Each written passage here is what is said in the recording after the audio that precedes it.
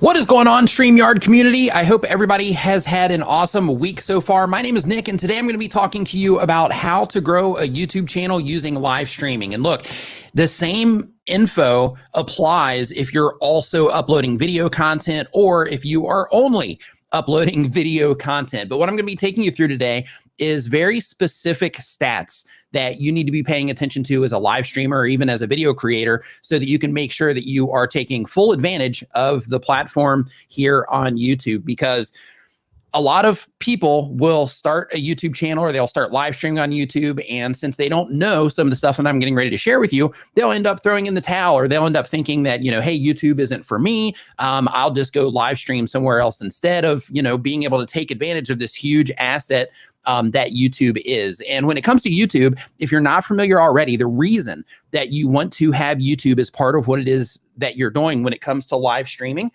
the reason for that is because when you are uploading content to YouTube, it has a life cycle of no other platform on the planet. And what I mean by that is when you upload videos and live streams to YouTube and you still have them available for the replay after your stream is over, you're giving yourself the opportunity to be discovered on YouTube in terms of you showing up through their recommendation features, you showing up when people search for specific things, also on Google when people search for a specific thing, also on Bing and Yahoo when people search for a specific thing. And no other platform has that reach like YouTube does. So that's one, why it's tough on YouTube to actually, do the whole YouTube thing. But two, that's also why you need to be leveraging YouTube as part of what it is that you are doing for your personal efforts, if you're doing it as a hobby, or your professional efforts, if you are using live streaming for the sake of your business or for the sake of the company that you work for. So without further ado, I'm going to go ahead and get into the actual content of what it is that we are going to be talking about today. So the very first thing that I want to bring to your attention is from the YouTube analytics. And one of the things that is important to make sure that you're doing when you go live on YouTube is to make sure that you are going live when your audience is online. So inside of YouTube analytics, and this is from a clips channel that I just recently started where I'm repurposing some of my live stream content into an easier consumable format. And I recommend, if you make long form content that you do, something similar, because this is working out great. Viewers are, enjoying the content over there. But if we go into the analytics here, one of the things that you're going to see up here at the very top is you're going to see 4 different tabs. You're going to see overview, reach, engagement, and audience. Now, of course, if your channel is monetized, then you're going to see revenue here as well. But if we click on this audience tab, as you scroll down the page, and again, in terms of usage with this, it is important for me to let you know that, this right here is a thing that they've just recently rolled out to people. So even if you've been a content creator for a long time, you might not even know this is here. So I'm going to show you exactly what this is and give you an idea of how you can use it. But when you're live streaming, of course, you want people, hey, what's up, Ross? You want people to be able to join your live stream, right? Because if they are not joining your live stream, then it kind of, takes away from the purpose of even going live. So because of that, inside of this audience tab right here, and the same exact thing applies if you're publishing video content or if you're downloading your live streams out of Streamyard and then you are editing them down and then you're re-uploading them. This is also going to be valuable for you. So basically what this does is this tells you when your viewers are online. So what YouTube is tracking right here is they're tracking the activity on your channel and the users that are coming in and that are interacting with your content in some way. So the really cool thing about this is it tells you when you should be going online. So right here in this situation, and I've got a lot more than just this too, but basically this right here, it gives you the indicator. So in my case, if I want to go online at a peak time from this particular YouTube channel, most of my viewers are online starting, let's see here. Typically, it looks like pretty much every day of the week, with the exception of Friday. They're coming on just a little bit earlier, but you can see that deep purple.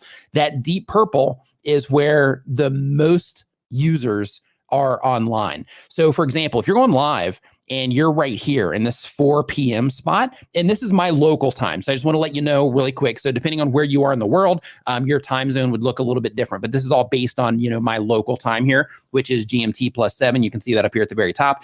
But basically you wouldn't want to go live. If your graph looks like this, I wouldn't want to go live at 4 o'clock. because my audience isn't online at 4 o'clock, which means that the amount of people, and this is where this gets really important, the amount of people that are online at the point in time that I go live that YouTube can recommend my content to, who would be most likely to actually click and come in and participate in my live stream, those people are not online, at least in mass, they're not online at 4 o'clock. However, if you start going through these times, you can see that, hey, if I were to go live at, let's say, midnight, then, you know, a lot of viewers are still online. But let's say that I'm like, hey, I do what I normally do and I do a, you know, several hour live stream, or it's just for an hour. Then in that particular case, if I want to have the live stream, and then you also want to make sure that you're considering the replay as well, if you allow your videos to be live on your channel still as the replay, then what you want to do is you want to go live right as people are online at the heavy part right here. So if it's Friday, I'd go live just a little bit earlier. But as we start going down, you'll see that everybody's still live, and then it goes into the next day, and then it starts fading out. So basically your ideal time to go live in this situation, for me, you know, if this was the channel that I was going live on, I would pick any day around 9 p.m. And that makes sense because that's when my audience is typically online anyway, because, you know, my main demographic that I'm trying to reach is on the other side of the planet from where I am, because I'm in Thailand. But basically I would go on at that time. And then that would give me the flexibility to where I could go live, you know, on multiple channels if I was doing something through the night, or to where I could go live at this point at 9 o'clock. Let's say that I do a live stream for an hour, then that live stream replay would be available at 10 o'clock. And then that continues to be available while the masses of my audience are online, which means the likelihood of YouTube recommending my live stream to people that have interacted with my channel recently is increasingly higher, and them seeing that is also increasingly higher because that's when most people are online. So by doing that and using this particular graph, when you're uploading your video content or your live streams, what you're doing in this situation is you're giving yourself the opportunity for YouTube to show your content to the most people that happen to be online at that time. So the reason that this is important is because when it comes to YouTube, a lot of people think that, you know, hey, I just publish a video and then YouTube actually promotes that video. But that's not how it works. How YouTube actually works is when you publish a piece of content, all their systems are doing is they're trying to find the right time or the right viewers that are most likely to watch that content at that point in time that they happen to be coming onto the platform. That can be content they're serving from your old library. That can be the content or the live stream that you're doing right now. Or that can be the actual replay that you just finished from your live stream as well. But the idea is that when people are coming onto the platform or they're already on the platform interacting with content, as you go live, there's going to be a lot more people, as long as you're using this graph, there's going to be a lot more people online that could potentially participate in your live stream or click on that live stream replay and watch that. So because of that, using this is something that you definitely want to make sure that you do. Now, the next thing that you want to do is you want to make sure that you're paying attention to the topics that people respond to the most. So for this particular situation, I'm going to click on the see more. And then right here, what this is showing me is it's showing me, you know, out of my last videos, it's showing me just some general stats right here in terms of how people responded to those. Now, of course, you can look at the view duration and say, okay, well, you know, this one got a lot more views on it. Therefore, you know, people responded to this one at a higher rate. But just because this one got more views doesn't necessarily mean that people responded to it at a higher rate because of the topic. It just means that this one got more views because of, you know, people responding to it more, maybe watching it for a longer period of time and things like that. But what you want to do for those things is you actually want to click on this plus icon. And then once you click on this plus icon, one of the things that you can do is you can look in this situation, you can see the average view duration. You can add to that. And then you can see, hey, when I talk about these particular things, people tend to watch the live stream for a longer period of time or watch the replay for a longer period of time. So in this case, it's video content, but you get the same exact stats for your live streams as well. But basically the idea is that you are able to tap into this so that you can see what people respond to the most. And if you click on this plus icon, there's some other things in here as well. So for example, you can click on likes. And you can see, and I'm going to show you some more detailed stuff that you can do with this here in just a minute. But you can also see, hey, you know, people tend to, you know, like this one a lot. But, you know, we also have to look at the amount of views that this generated. And since it generated a lot of views, then of course it's going to lean on that, which is why you would want to lean on percentages in that particular situation. But the idea is that you use all this info in order to determine what it is that your audience is into so that you can continue to make more content that is going to bring in those viewers over and over and over again. Now, another thing that goes along with this same concept is the YouTube grouping feature. And a lot of content creators and a lot of people that are live streaming to YouTube, they don't even know this exists. So if you hover over your channel name, when you go, and I'm going to show you how to get to this really quick, just so you can see. So if we are in our stats, if we click on analytics over here on the left-hand side, and if we can either click on see more down here, or we can go up to the very top right-hand corner and click on advanced mode. Now, once we're in here, if I click into the channel name, weird hidden spot, right?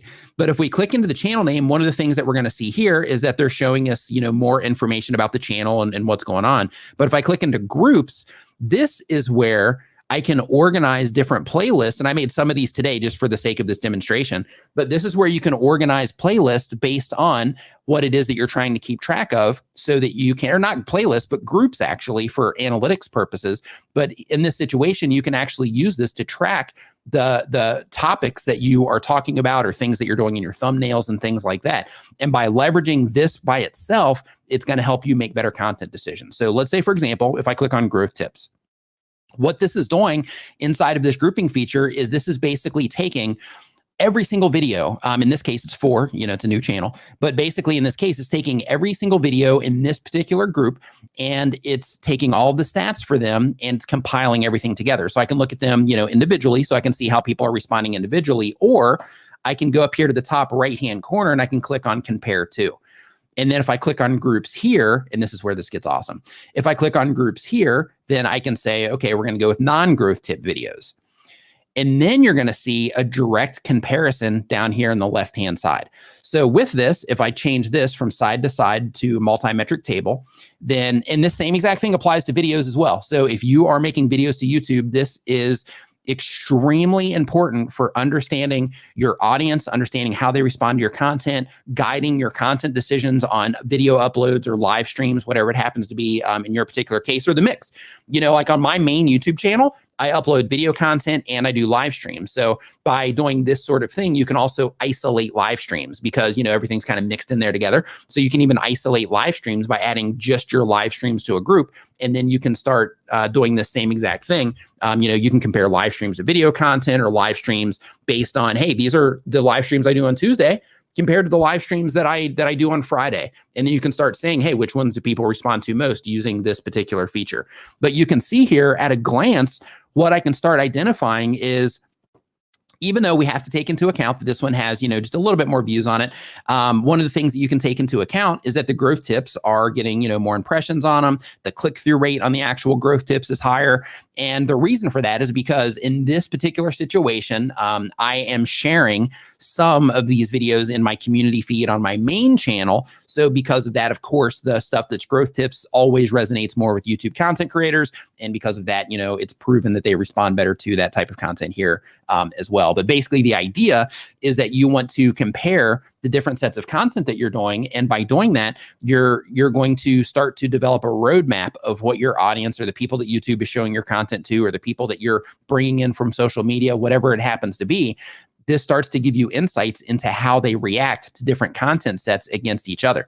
So the next thing that you can do here is that blue plus icon. You can also add additional things here. So for example, if you're trying to see, which content generates more subscribers because you're trying to grow your YouTube channel, in that case, you click on that subscribers gained, and then you can see right down here how they've added the subscribers gained option, and we can see the growth tips got 629 subscribers compared to the non-growth tips, which got 346. Now, with that said, in fairness, this stat right here is a little bit skewed because, again, I'm sending traffic here from my YouTube channel. And, when I first launched the channel, one of these videos might have been in that group to where I'm, pushing it a little bit harder. So, of course, there's going to be more subscribes, when I'm sharing it initially, all that stuff. So that disclaimer out of the way, I'm just showing you, I'm using this to actually show you how you can compare this stuff, right? And how you can use it to guide your decisions.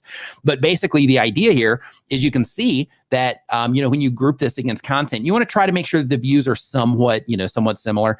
But you can use this to say, hey, this type of content generates more subscribers compared to the other one. This type of content generates more watch time compared to the other one. People typically, watch one or the other for a longer period of time, but the actual video links themselves also need to be considered when you're looking at how long they're actually watching. Other things as well is you can also compare the content that people actually like the most, where they actually hit that button the most. So in this situation, even though the views aren't, that much higher, you can see the growth tips also, generates more likes, but not a substantial amount compared to the amount of subscribers that it's getting or the amount of watch time, the difference there. But you can see that, it gets a lot more likes, and you can do the same exact thing for subscribers lost, dislikes. You can do likes versus dislikes. You can see which content, if any, that people are actually sharing, which actually people are sharing the growth tips more as well, but it's getting more views. So of course, but this starts to give you an idea of the things that your specific viewers are responding to the most. So it's really important to make sure that you are using this so that you can make sure that you are, making content decisions that are intentional. Because as somebody that makes content, it's really easy for us, if we're doing it for ourselves, if we're doing it for a company, if we're doing it for fun, whatever it is, it's really easy for us to kind of do things around like, well, hey, this is when I want to go live, and hey, this is when it's best for me, and this is the content that I want to talk about, and that sort of thing. But at the end of the day, if you really want to accelerate things, right? Because you want to do all of those things, right? You want to build things around your lifestyle, and you want to talk about the things that you want to talk about. But ultimately, at the end of the day, if your goal is growth, then in that situation, you have to use this information in order to cater what it is that you're doing to create a better experience for viewers and to create a higher opportunity for you to keep bringing them back to your channel over and over and over again, because you're making the right content decisions based on what your stats are proving that people care about. So the next thing that we have here on our list is that it's also important to make sure that you're looking in your traffic sources for your click-through rate, for example, because a lot of people will go and look at their click-through rate, and I'll use this particular video here. They'll go and they'll look at their click-through rate under the reach tab for a video, and they'll see here, like in this situation, like, hey, it's got a 6.4% click-through rate. And, because of that, I'm going to say that, hey, this is, kind of okay based on the performance of this channel typically. But then if you go down to the traffic sources and you click on the see more here, as we scroll down here and I click on traffic source there, then you're going to see all of the different places that you're pulling traffic from for this particular video. And at a deeper level, and this is where it's really important to know, hey, this live stream or this video, I'm targeting this for search. This live stream or video, I'm targeting this particular one for the sake of it showing, getting recommended more by YouTube, showing up on more homepages next to other videos and things like that. This is how you know how your videos are performing in those specific spots. Check this out. So, of course, my click-through rate in this particular situation is going to be inflated a bit, right? Because of the, because it's coming from my YouTube channels where a lot of this stuff, is actually coming from. But what you want to do is you actually want to, let me go out of here. Let me go into here. What you want to do when you're looking at some of this stuff is you want to go into your, there we go. You want to go into your traffic sources, and you want to see also like where you are pulling that traffic from. And you can see here, like as a whole, my click-through rate, for these particular traffic sources, for these, but you can also see suggested videos so that you can see if you're sending yourself, a lot of traffic or not by using end screens and pinned comments and things like that. So as you can see here, based on those specific things, pinned comments, links and descriptions, end screens, all of that, I've sent 710 views to the channel, to additional videos on the channel just from this particular video, and so on and so forth down the list. And then as we start getting further down here, we can see, some of the other, quick views that I'm pulling in from some of these other channels as well. Now, this is valuable for you for growing your YouTube channel, because one of the things that YouTube does is, of course, you want to become a very strong suggested traffic source for yourself. But in addition to that, you also want to pay really close attention to where it is that you're getting your traffic from in terms of other videos on YouTube. And the reason that that's important is because if you notice that you are getting a lot of traffic from a particular, video, or you start getting a lot of traffic from a lot of videos from another channel on YouTube, well, that means that you're having a lot of crossover between audiences, which means that that person would be great to reach out to for an offer for collaboration. So you would send them an email or a tweet or a DM somewhere, and you would mention, hey, I noticed in my stats that we have a lot of crossover. I'm getting a lot of traffic from your YouTube channel. And because of that, would you be interested in doing a collaboration of some kind? Because, I'm sure our audience would love it. Here's an idea that I have for collaboration if you would be interested. And then you map out that idea and then you send that to them and see if you can get a collaboration going and, start a new friendship possibly as well in that situation. But this right here really gives you insight into, you sending what videos of yours are sending you a lot of traffic and other channels that consistently send you a lot of traffic. So you want to make sure that you're keeping track of all of this. And just as a heads up, I'm going to be doing Q&A once we get through the main content here. So if you have any questions at all, just hang out. And then at the end of the information here, then I'll be able to answer your questions if you have them specifically. And if you're watching this on the replay and you have a question about anything that I talk about here, make sure that you just leave it in a comment in the Facebook group, in the Streamyard community Facebook group. Now, the next thing that that is also important is that you want to, when you're looking at all this stuff, like you want to look at the content that people subscribe to and they unsubscribe to. But when it comes to live streams by themselves, there's also some additional information that is important to make sure that you're keeping in mind when it comes to your live stream. So I'm going to go into my main channel in order to show you this particular one when it comes to the live stream. So I can show you what I mean here. And if you're enjoying this so far, if you're learning anything at all whatsoever, just give me a hashtag yes, just so I can, know that you are getting some value out of the conversation today as I'm digging into my stats here for the live streams. Okay, so what I'm going to do now is I'm going to click into the actual live streams itself, and I'm going to show you, oh, hey, this one got limited. I wonder why. Huh. Not suitable for most advertisers. Well, that's not cool. I'm going to have to dispute that. But anyway, one of the things that you do when you are live streaming is you're going to notice that you get a little bit of different stats than you do in video content. So for example, if you click into one of those, then you can see, hey, this one, it lost subscribers, but on the replay, I'm starting to pick up some more. And this is for my channel specifically.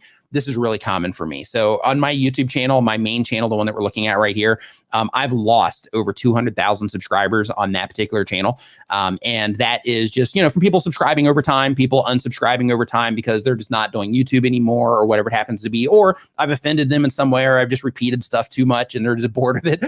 But one of the main bleeds for me on my YouTube channel is actually my live streams. But this is where it's really important. And this is another part of using your live streams to grow. And I'm going to get back into the stats here in a second. But it's really important to make sure that you're understanding the purpose of your live stream. If you're doing video content and live streaming content, it's really important to make sure that you understand the purpose of each video and the higher goal of what it is that you're trying to do on your YouTube channel. Because for me, the live streams are more about community building, demonstrating my expertise, letting people know about, new tools and resources. It's also like an additional income generator as well, that sort of thing. But it's a great way for me to be in touch with my community. And it's also a great way for me to be able to help content creators in real time. So, when people have questions about what it is they're doing on YouTube, they can come into my live stream and I have a form that they can fill out. And as long as they get them in there early, then, I'll answer, specific questions and it's all free. However, people still unsubscribe from those people that are just not into the whole live streaming thing. So for that, it's really important to make sure that you know the purpose of each live stream that you're doing so that when you see things like this and you're like, oh, wait a minute, I'm bleeding subscribers here.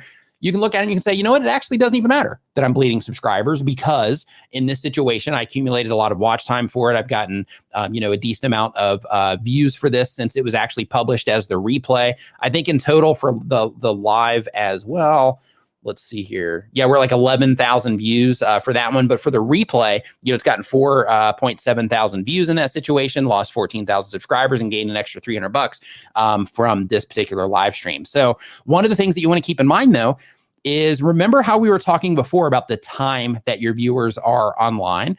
This is another thing that you can keep track of. Now, in my situation, it's going to be a little bit different probably than a lot of you, because in my situation, I'll typically live stream for anywhere from like 3 to 7 hours. Typically when my brother D is in town, who also streams here on the Streamyard channel, typically when he's in town, we'll stream from our live studio for up to 7 hours at a time. But me personally, I'll typically do 3 or 4 hours. And when I'm doing that, you can see here that when the stream first starts, a lot of people start pouring into the stream.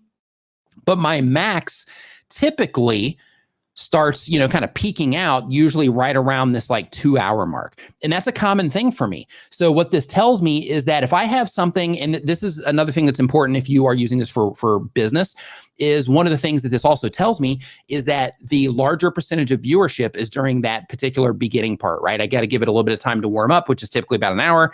And then I've got about an hour's worth of time to where if there's something that I'm promoting, something I'm bringing attention to, something really important YouTube news that I got to let people know about, I need to make sure that that happens within the first 2 hours, but with the sweet spot being typically after the first hour and before that second hour. But using this graph, you can see, when that activity is happening, when you're actually live on your YouTube channel, which is fantastic when it comes to being able to use this to know when the right thing is to say things. And technically, because it starts dropping after this, if I was really trying to level up my game at like a super high level, then this would also tell me that, hey, right at this 2-minute mark or this 2-hour mark, I need to do something here. Maybe I need to take a break. Maybe I need to change, because I'm always switching cameras and stuff, but maybe I need to completely change the scene that I'm in.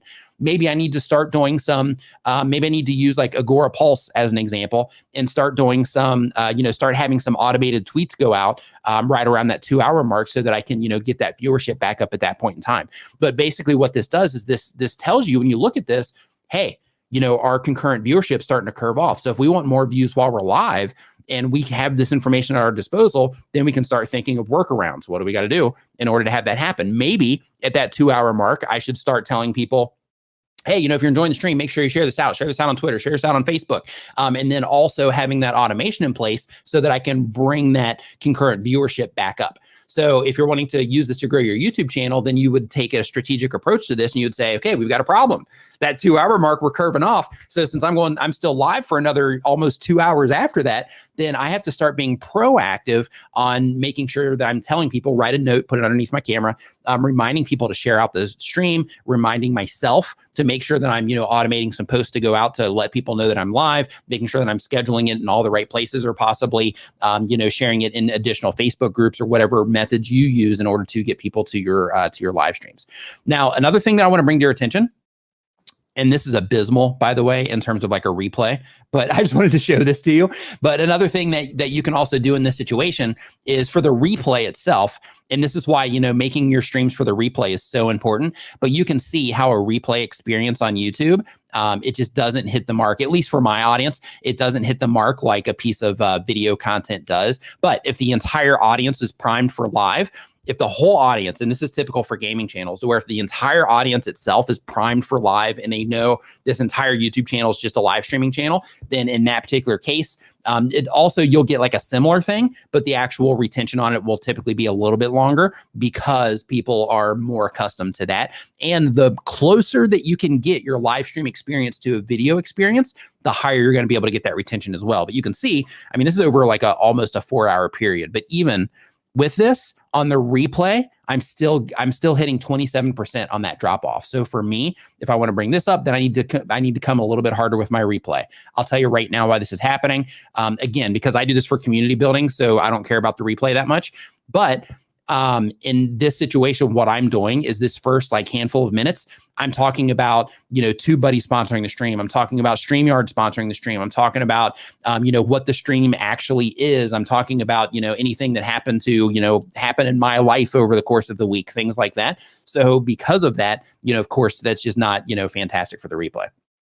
But what you can do in this situation is you can use this information again, just to kind of identify when your particular audience is online so that you can make sure, or not online, but when they're, the most interactive with you so that you can make sure that you're doing the right things at the right times there. Even little details like reminding people to subscribe. When you notice in your peak concurrence, hey, this is my sweet spot, then you can just go hard on reminding people to subscribe. Using Streamyard, you can add the little subscribe graphic, have that popping up on your screen, as an overlay, have that popping up, more than usual during that peak concurrent time, because that's when you're in front of the most people. Or if you have like a promo graphic, if you're trying to bring attention to your email list or your website or your company, whatever it is, having that pop up. The other places to follow you on social, for example, when it's at that peak, that information lets you know when you should be doing that.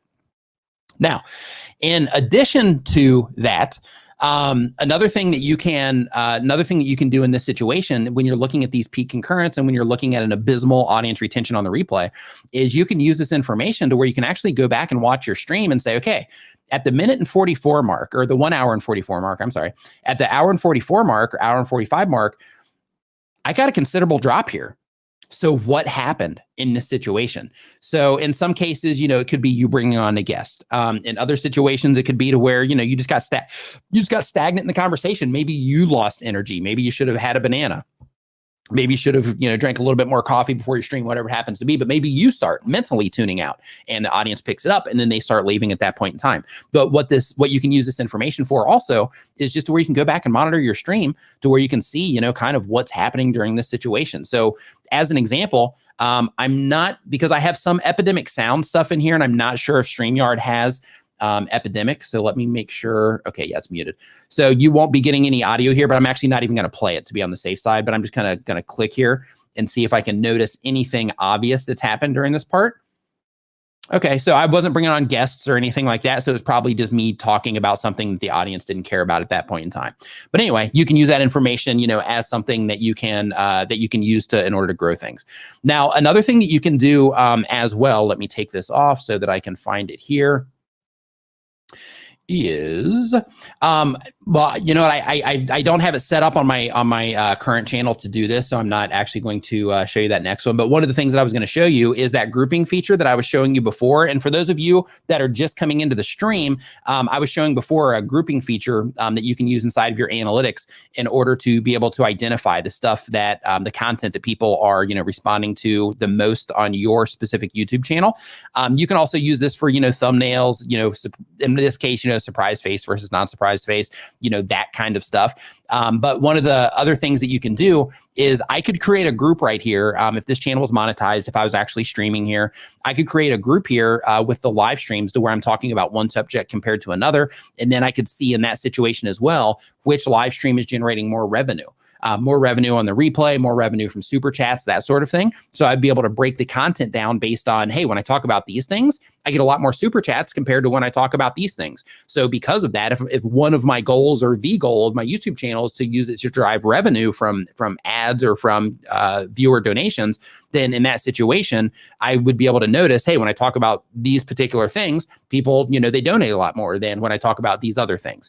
So you can start identifying those things. And since ad revenue on YouTube is also based in part by the things that you're actually talking about in your live streams or the things that you're showing or doing in your live streams, then in that situation, you can also do this as a way to figure out which topics are driving more ad revenue for you as a whole, so that you can make sure for everybody that is getting a monetized playback on that replay or the people that are coming into the stream, that those particular people or that you can make sure that those people are getting the highest, or that you're getting the highest CPM from those people that are coming in based off of those particular topics, so that you can, invest that money in gear or whatever it is that you happen to be trying to do on your channel.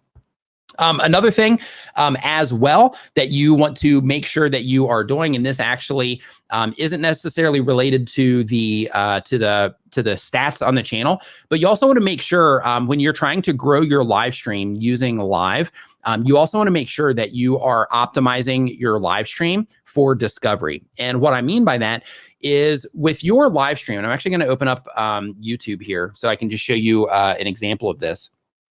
But basically, when you are live streaming and you are putting your topics together, one of the things that you can do is you can actually go right up here to the very top in the search bar, at the very least, whatever it is that you talk about. So in this situation, I'm just going to do live streaming. Whatever it is that you talk about, you'll see here, as I type in live streaming, I have all of these different, options for live streaming. So if I wanted to talk about, a video about live streaming, then in this case, I could do like, live streaming on YouTube. So at the very least, when you're optimizing for discovery, at the very least, of course, there's tons of research that you could do with this. I recommend TubeBuddy as the tool to use for that thing. But basically, as you are doing this type of optimization, what you want to do is when you're writing your title, at the very least, you want to go to the YouTube autocomplete here. And when you're at the YouTube autocomplete, you want to start typing in the topic that you talk about. And you want to see what it spits out. So say, for example, you do gardening. live streams.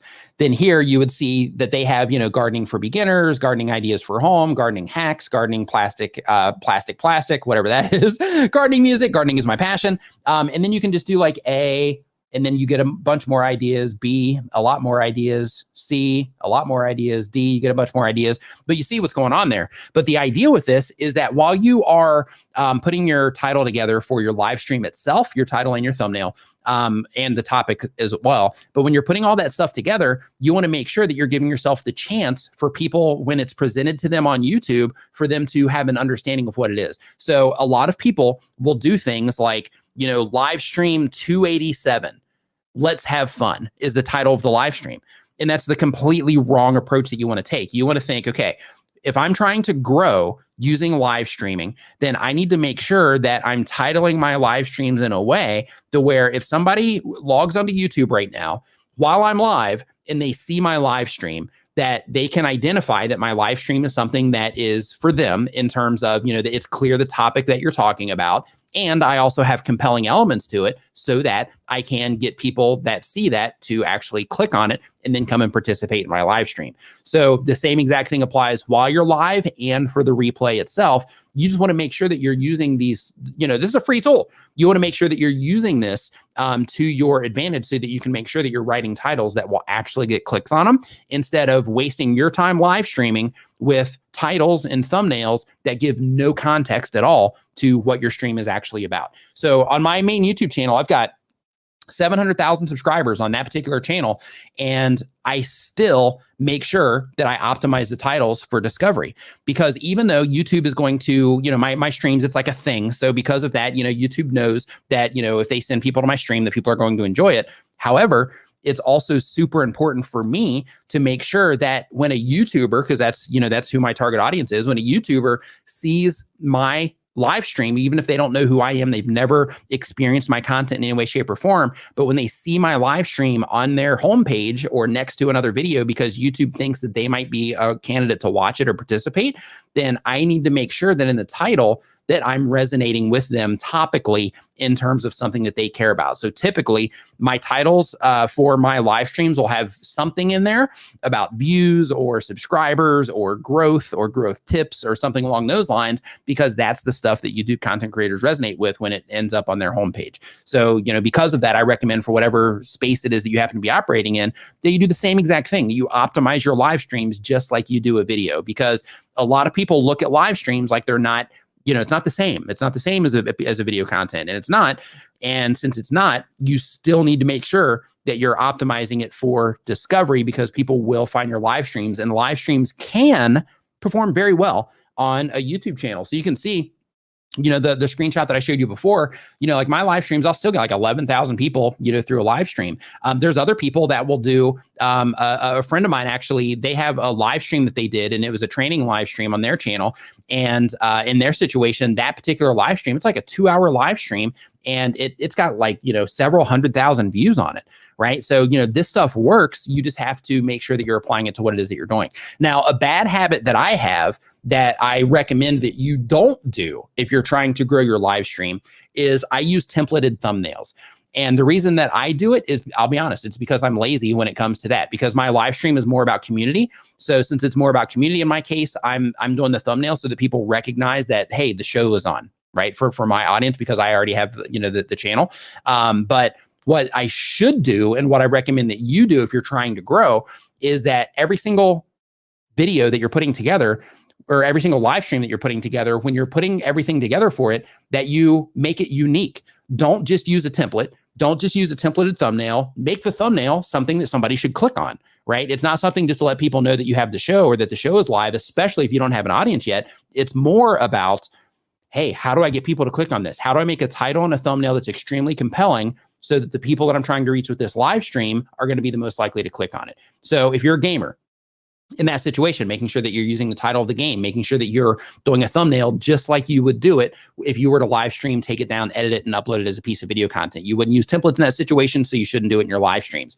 If you're a marketer, same exact thing applies. When you're putting your thumbnail together, make sure that you put a thumbnail together that would be something that your target audience would be likely to click on, and not just put together, not just have a template that you use every single time. Because if you have that template that you use every time you're trying to grow, then in that situation, if nothing changes on that template, then a lot of times, people might think that they've already interacted with that content. So because of that, if you're trying to grow and you're using your live streams to grow, not just like a community building and interaction thing like I do, but if you're trying to use it to actually grow your channel, then in that situation, I recommend that you have a unique title and a unique thumbnail for every single live stream that you do. It's a little bit extra work, but if you're trying to grow, that work is required for that process. Okay.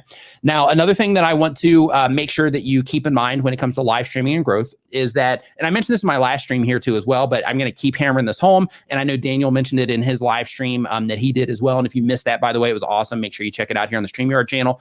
But basically, when it comes to live streaming, if you want to grow, another thing that's really important is that you do make sure that you keep the replay in mind. So I showed you my stats here where you can see my audience retention, how it just tanks off, but I'm still getting, watch time from that live stream. YouTube is still showing it to people, but it's just, horrible in terms of the retention. However, that retention could be a lot worse if I did things even worse when it comes to my live streams, because in my case, what I do is I'll open them up, for the sake of, hey, this is what's going on in the stream, and, it's sponsored by this and sponsored by this and so on and so forth.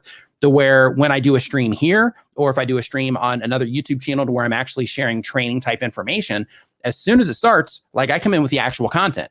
Because, this isn't necessarily a hangout stream. Like, you're here to actually learn something. You can hang out too. You're more than welcome to just hang out. But this is more about, actually teaching you something. So because of that, I want to make sure that this gets as much replay reach as possible as well. So because of that, as soon as this stream started, I come in and I'm like, hey, I hope you had a great week. Today, we're going to be talking about this. And then I get, into the actual content itself. So you want to make sure that you do something similar for the sake of the actual replay of your live stream.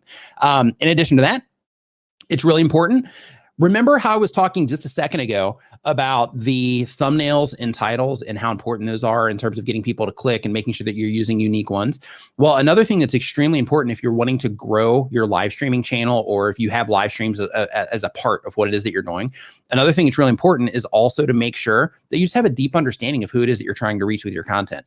Because if you have an understanding of who it is that you're trying to reach with your content, you're going to be able to target them better in your thumbnails and in your titles as well, and just topically. So because of that, it's really important to always make sure that you have an understanding of who it is that you're trying to reach. That way, you're not shooting into the dark, right? That way, you know exactly who it is you're trying to reach, so that when you're writing titles, you can talk about things that resonate with those people, right? So when your videos do show up on their homepages, they're more likely to click on it because you're communicating with them in a way that they understand and a way that's meaningful for them. And at the end of the day, when it comes to YouTube and live streaming and making videos on any platform, it's about the viewer, right? It's about the experience that we give the viewers, not about us necessarily. I mean, of course, we want to have fun. We want to, have all the benefits that come with doing this stuff. But at the end of the day, it's about the people watching the content. Like in this situation, this is about you. This isn't about me. This is about you and how it is that this information can help you. That's what's important in this particular stream. And because of that, it's really important just to lean on the idea that, when you're streaming, you got to think of the viewer, right? Who is it I'm trying to reach? How can I let them know that this is for them if it shows up on their homepage? And how can I also deliver awesome content for them? And another thing that is important as well when it comes to live streaming, if you want to grow, is also post-optimize your live stream. Now, that means a couple of things. Or a few things. So when it comes to post-optimizing your live stream, that means after your live stream is finished, go in and add an end screen, because some people will watch that live stream all the way to the end, even if it's a long one. Some people will. So you want to make it easy for them to find content at the end, especially if you're streaming for like 30 minutes, 45 minutes, definitely make sure you're adding the end screens there. Make sure you go back and you pin a comment as well. What that means is on every YouTube video that has comments enabled, you can write a comment. On your own channel, if you write a comment, you can say, like if your video is about gardening, you can say, hey, to see more gardening tips for beginners, click into this playlist right here. And then you put a link to that playlist, and then you post that as a comment. And then there's a 3-dot menu next to that comment, and you click on that, and then you can actually choose pin, and then that pins it to the top of your comment section. So you want to make sure that you're doing that as well. Also, like what I'm doing or starting to do on my live streams is I'm going back in when I post optimize them, and I'm actually adding a card relatively close to the beginning. So that drop that happens in my audience retention on the replay, my view is okay, I'm using the stats, right, to lead me on what to do. So because of that, the stats show me that people are leaving during this part. I've got a good, maybe 2 minutes, and then, people are out of there. So because of that, right around that 2-minute mark, I'm just sending people off to, additional content that they can watch. Because if they click that video, they're not getting into the live experience. Then in that case, they've got an option. They've got somewhere they can go, and it's within my content because I'm using YouTube cards. And if you don't know what YouTube cards are, they're basically the little icon that pops up over on the corner of the screen. It's a little eye. It's a little circle with an eye in it, and then it'll stretch out. And then on that actual card, then that leads them to another video, and you can tease that video in any way that you want in terms of, watch, the replay clips here, watch, more gardening videos here, or see a better version of this idea here. And then you would link directly to a video in that situation. So now I want to get into some Q&A because we've got a little bit of time left here, and I've got a couple more points, but I just want to just get directly into Q&A because I want to make sure that that I answer any questions that you have here while you are hanging out here on the stream as well. So if you have a question about live streaming and YouTube and all of that, feel free to ask it now. And I'm just gonna pull them directly. I'll just pin them to the top of the screen, or I'll pin them on the screen here. But another thing that I do want to make sure that I am, thanks Farmstead Smith. Another thing that I want to make sure that I let you know as well is there's also a lot of information around live streaming on YouTube, and you're gonna see some people talking about how live streaming will kill a YouTube channel. Well, if people respond to your live stream, it's not going to have a negative impact whatsoever on your YouTube channel. The idea is that you are streaming content that people enjoy from your YouTube channel. However, sometimes you'll find that people just aren't digging your live streams, right? Maybe you're just not that good at it yet. Maybe, the audio sucks. And when people come in, they're like, oh, I can't listen to this, or whatever it happens to be. So sometimes people just aren't into live streams. If you find that's the case, then don't live stream for a while, build up your audience a little bit more, and then live stream again if you're making video content as well. However, if you're just on, live streams themselves, then go watch this entire thing, like this entire stream that I just did, watch this like 4 times and take notes so that you can make sure that you're taking the right actions in order to give yourself the opportunity to use your live streams for growth. But when it comes to that, when it comes to post optimizing, another thing to keep in mind is that replay I was talking about. So if you edit your video inside, or your live stream inside of the YouTube editor, you can actually trim off, any of the fluff stuff that you have at the beginning or end. And when you do that, unfortunately, you lose the chat replay, but it can create a better experience for your viewers as well. So make sure that you keep that in mind also. Okay. So Nappylicious TV, great question, says, does YouTube promote live streams more than regular content? So YouTube promotes everything differently on different channels, but the idea ultimately, YouTube has 2 goals, but those 2 goals summarize into one. And basically what they're trying to do is they're trying to find the right content for the right viewer at the right time. So when somebody comes on a YouTube and they log in, they want to show them the content that they're most likely to watch at that point in time, and the location that they are, and the device that they happen to be watching on. If that person interacts a lot with live streaming content, the likelihood of that person seeing somebody that they subscribe to live is extremely high. But if that person never clicks on a live stream, the likelihood of that person seeing someone's live stream on their homepage when they log in is going to be extremely low in that situation, because they're not typically, because they typically don't respond to live streams. So it's not that they promote one more over the other, but there is more just video content in general on YouTube. So because of that, it's a lot more promotion, and the general experience on YouTube is video content, but there's also a huge growth in live streaming from the creator side, and in terms of the viewers being interested in it as well. So, live streaming into the future is definitely something you want to embrace if you're doing this for a hobby, or if you're doing it, professionally, whatever it happens to be, whatever your approach is, you definitely want to embrace live streaming because it's the way things are going. So let's see here. Next up on our list, we have Mindful Skeptics Podcast says, I've had a live stream get me a strike because something in the background gets me a copyright strike for music. How can we avoid that? You have to make sure that, okay, here's the thing, when it comes to copyright on YouTube, it's a law. It's not YouTube. It's a law, and basically YouTube is being compliant with the laws. It's an international thing. So because of that, if you have music playing in the background, even people that use something like a live view solo, right? Like let's say that you have a live view solo, and you use that solo, and you're like an IRL vlogger, and you're walking around, you've got your camera, and you have that and you walk past a restaurant and that restaurant's playing music, you can get a copyright strike for it. So because of that, you have to be extremely mindful of what is going on in your environment. You'll see in this live stream here, I was considering playing one of those clips, but I didn't, because I know that there's some sound effects and things like that from Epidemic Sound, and I wasn't sure if StreamYard has an Epidemic Sound account or not. So I was like, hey, I'm not going to play them because I want to make sure that, I don't get them a copyright a copyright claim or a copyright strike. So when it comes to avoiding it, you just got to be aware of your environment. You got to make sure that you're only using things that you have permission to use in terms of assets, video assets, graphic assets, because music, any of that stuff, even fonts technically on thumbnails can get claimed if you don't have the rights to use that font technically.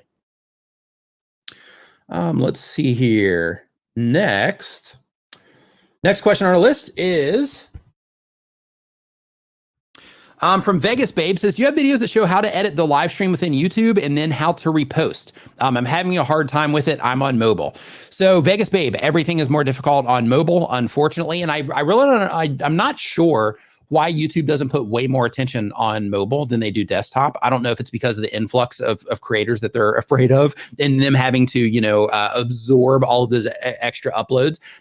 But when it comes to doing anything on your mobile device on YouTube, if you're doing it on a phone, it's got to be a different experience than a desktop. But what I encourage you to do, or a solution, is that if you go into your Google Chrome, up in the very top right-hand corner, if you open your Google Chrome account, up in the very top right-hand corner, let's see here. Let me just go to, we'll just go to Social Blade. Up here in the very top right-hand corner, you're going to, or I'm sorry, down here in the bottom, you're going to see a little option, a little 3-dot menu, and you want to click on that 3-dot menu. Oops. Maybe that's not the menu. That's not the menu I was looking for. Hold on. Basically, you want to use Google Chrome in desktop mode. Yeah, it is. Okay, so you click on that 3-dot menu. I just clicked on the wrong thing. And then you're going to scroll. And when you scroll, you're going to see request desktop site. So you see that like right there. So you want to request desktop site. And when you do that and you're on YouTube, you can click on your channel profile up in the top right-hand corner, and you can click on YouTube Studio, and that gives you full access to everything that you have on a desktop computer. So instead of using the Creator Studio app, which you should also use, but instead of using that to try to do some of this stuff, use desktop mode. And then that will get you taken care of. Next up from Nappylicious TV says, does YouTube promote live streams? Oh, we did that one already. And Farmstead Smith said, I think it's worth, okay, you guys were talking to each other. Let's see here. Okay, great question. My E-Class and Byte says, how to not be boring during live streams as a small channel. First, doesn't matter if you're a large channel or a big channel, the idea is not to be boring in a live stream, right? So the very first thing, my E-Class and Bytes, and you're active in the community. So I'm talking to you directly in this one. It's important to not think of yourself as a small YouTube channel. It's important to start thinking of yourself as a content creator, regardless of how many subscribers you have, regardless of how many views that you're getting on your content. And the reason for that is because whatever it is that you're putting out now, you're adding content to your library. And even though you don't have a large following now, as long as you keep doing that and you keep doing YouTube's best practices in terms of all the stuff that I talk about on my channel, then in that situation, as long as you keep doing those things and you keep applying, the information, you keep using your stats to try to improve, your channel's going to grow. And eventually you're going to have 50,000 subscribers, 100,000 subscribers, 500,000 subscribers. And as all of that happens, the video that you're making today as a small YouTuber, that video that you're making today is still going to be on your channel. That live stream that you're doing today is still going to be on your YouTube channel as long as you're making them, public and you're not unlisting them. So because of that, it's important to think of yourself as a content creator that isn't a small content creator, but you're a content creator. And in the future, you're going to have 100,000 subscribers that are going to be interacting with your content. And the stuff that you're making today, there's going to be people that are going to be finding it. There's going to be people that are watching it. So because of that, it's really important to make sure that you just look at yourself as a content creator and you don't put like a size to it, because when you do that, you start limiting yourself in terms of like, well, I'll start doing that when I'm a bigger YouTuber, or I'll start doing that when my channel's bigger, when my audience grows, instead of taking the same exact actions now that you would be taking when you're already a large YouTube channel.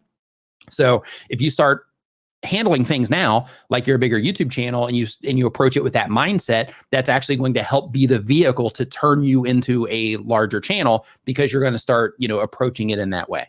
But when it comes to not being boring, the thing to do is just be prepared. Right? Be prepared and practice. So the practice is something that is going to help you through experience, just get better at live streaming. And the practice itself. What was the other thing? Practice and just practice, right? Practice and energy. That's the other thing. So basically, the next thing with that is practice, so that you have that repetition, so you're working that muscle. And then preparation. That's what it was, but energy too. So on the energy side, also make sure that you don't have to be over the top. That's unnecessary, but you do need to bring it up just a tad, because when you're live streaming or when you're making videos, the camera itself pulls a little bit of your energy away. So when you bring it up just a notch, it can help you be a little bit more engaging. And then of course the preparation is also important. So when you're live streaming, one of the things that make live streams boring is people will have these long periods of time where they don't know what to do. They're not sharing any valid information with their audience. They are not, adding any value at all. They're just kind of like, okay, what am I doing? And they're quiet, and they don't really know what to do next. So because of that, the preparation you can lean on it. So one thing that you can do is you can just create bullet points, just a bullet list. These are all the things. If you're gaming, if you're marketing, if you're doing anything, if you're showing people how to do anything, or you're taking people on a journey with you, then what you want to do is you want to create just a bullet points list. And that bullet points list is simply something that you can refer to keep you on track, to keep you without fumbling around. And if you do that, then that's going to help you be less boring, because then you're going to have a clear guide on what it is that you're going to take people through in your live stream. And that'll help you be less boring or not boring at all. Next up is from the artist Haven. Hey, happy to see you here. It says, is it worth the time to use timestamps on a live replay or change the thumbnail to better reflect the live stream? I do live art. Yes, it is. So if you are being diligent about it and you are saying, okay, I'm using this live stream as a way to connect with my community, but I'm also using it as a growth mechanism, then in that situation, absolutely do all the stuff, right? Go in, start, adding those timestamps to it, make sure that you have, a unique thumbnail and title for it. And the reason for that is just to make it easy for people to enjoy the replay more. So as part of what I do, I should, because I have somebody actually going through my live streams and taking parts of them so that we can use them as clips and all that. I should actually, and I'm going to make a note after this stream is over, I should actually mention to him, say, hey, if you notice, different segments of this, send me timestamps for them so that I can, add those for people as well, so people can skip around there. Also, it's fantastic. But yeah, absolutely. And the whole idea is just thinking of the viewer experience, right? Thinking of, what is it that my viewers are going through when they're watching this? How can I make it easier for them to find what it is that they care about in this particular type of content or this particular piece of content? And if you are always thinking that way, how can I optimize this for a better experience for the viewers? Then it will, without question, it's going to help people have a better experience, help people watch it for a longer period of time, and you'll be able to use those live streams as something that's going to help you grow as well. Let's see here. Next question that we've got. Hey, Eileen Smith. I hope that you are doing fantastic. Let's see here. Next up. Hey, Aston Regis. What's up, dude? All things women for his glory. What's going on? Nice to see you here. Let's see here. So Summoner says, how many thumbnails with my mouth open should I use in a week? As many as possible if your audience responds to that. So you should always test these things. So here's the thing. So I know I use that in this particular live stream. So you should always test, like, even though you might think it's ridiculous, like, for a really long time, I'm like, but then I'm like, tested it and people respond to it. So, you should always get over yourself and, do the things that are actually effective when it comes to, getting in front of people and having them click on what it is that you're doing, because it works like a charm. That's why people do it. Let's see here. Next up. Let me, what to include in your first video after introduction and how to sound good. So basically, after your introduction, get into the content, right? Just get into it. So the idea with your introduction is basically just letting people know what it is they're going to get out of the video. So that would be your hook, right? So basically your hook when your video or live stream starts is letting people know exactly what it is that they're going to get out of what it is that you're doing. And then from there, give them the actual content. It's what they came in for. It's what they clicked for. So, again, thinking of the viewer experience, making everything it is that you're doing about them, so that you can create a better, experience for them throughout all of the content that you put out. That leads to wins on YouTube. Okay, so Basket Vlogger TV says, I follow and embrace the YouTube algorithm, but nothing happens. Please help, sir. So there isn't such a thing as in following the YouTube algorithm and embracing the YouTube algorithm. It actually works in reverse. So how that works is when people think about the YouTube algorithm, they think of the YouTube algorithm in terms of the algorithms in terms of a promotion engine. That's not the case. How it actually works, and I actually mentioned this earlier in the stream too, but how it actually works is YouTube is trying to find the right content to show the right viewers at the time that they're most likely to click on it, watch it, and engage with it, right? Because they're trying to create a great experience for their users. So because of that, the algorithms actually follow the audience. So when it comes to YouTube showing your content to people, it's based on how your content performs on the platform. So let's say that you published a video and that video tanked. It didn't get any views whatsoever, but you go into your stats and you notice, hey, I got some impressions on this. And an impression is basically when YouTube shows your content to somebody on one of the pages on the platform. So you notice, hey, I got some impressions on this. Well, if you got, let's say 100 impressions or 1,000 impressions on that video, but you didn't get any views, that means that the problem is you. It's not the problem with the algorithm. It's not a problem with YouTube systems. It's a problem with you and your ability to get people to click. And that usually comes down to the titles and the thumbnails that you're putting together and the topics that you're just making your videos about. Now, another thing that's important, because YouTube is trying to generate, and if you're using YouTube for what it is that you're doing, this is a really important thing to understand if you want, if you want to do really well here. But another thing is that YouTube is trying to generate as much watch time per impression for every source that they show your videos. So if they're showing you on the homepage, they're trying to generate as much watch time per impression there compared to the other videos they're showing people. If they're recommending you next to another piece of content, another video that somebody's watching or under it on a mobile, then in that situation, same thing. They're trying to generate as much watch time per impression. In search, they're trying to generate as much watch time per impression. So when you get people to click, but then people leave your video quickly because let's say that your audio isn't good, or let's say your hook wasn't there, or let's say that it didn't really match the expectation that they had when they were clicking on it, and they end up leaving that video. Well, if that happens in mass, that video is going to underperform or not perform at all because people on the platform are not responding to it positively. Humans on the platform are not responding to it positively. However, on the other side of that coin, if you publish a video, if it gets that same, 100 or 1,000 impressions and people are clicking on it, and then people start watching the video and they watch the video for a long enough time that YouTube deems their experience on your video as a satisfactory experience, is what they call it, then in that situation, then YouTube is going to continue to show your video in those sources, the traffic sources in terms of homepage, recommended next to other videos, and search. They're going to continue to show your video in those sources where people are responding to them at a higher rate. And again, if you can't get people to respond because your titles and your thumbnails are not good, or the topics that you're making videos about are things that nobody cares about, then in that situation, your videos are going to underperform or not perform at all. So because of that, you have to pay really close attention to your stats of how people are responding to what it is that you're doing, because your stats, your analytics on YouTube will show you everything about how your audience responds to every aspect of what it is that you're doing. You can even test different hooks in your videos. You can test different intros, different calls to action to get people to subscribe. You can test different in the grouping feature that I showed earlier in the stream. And if you're just joining us, feel free to watch it on the replay. But with that grouping feature, you can even use that to section off, certain pieces of content to where it's like, hey, in this video, I got straight into the content compared to, or in these 10 videos, in this group, I got straight into the content compared to the 10 videos in this group where I had this like longer intro and I was, asking people to do a bunch of stuff. And then I got into the content. And then you'll be able to see which ones responded to better, as a group or as a content type for each one of those. So, use your stats. If you're not getting results here, it's because you're not making data-driven decisions. And it's because you are standing in your own way in terms of, hey, I made this, people should like it. Unfortunately, it doesn't work that way. You have to, in addition to making it in terms of your live stream or your YouTube video, in addition to actually making the content and uploading the content or streaming the content, whatever it happens to be, you also have to be good at getting people to click on that content as well. And then once they do, create a good experience for them to where it can be a satisfactory experience for YouTube. So if you are not subscribed to the Streamyard channel yet, make sure that you hit the subscribe button right now for more live streams like this.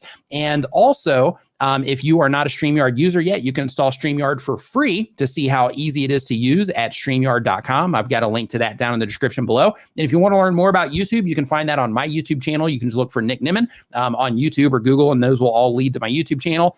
Or there's a direct link to me down in the description below. I hope you learned something today. Again, if you have any questions that didn't get answered here in the Q&A, or if you're watching this on the replay and you have questions, feel free to drop them in the Streamyard community group with a link to this live stream so that I can make sure to get your questions answered from there. So thank you so much for hanging out. I appreciate you spending this time with me, and I will see you the last Tuesday of every month. So go ahead and put it on your calendar. If you want to learn more about live streaming and how it pertains to YouTube, put it on your calendar, last Tuesday of every month at around the same time. So thanks for watching. I will see you soon.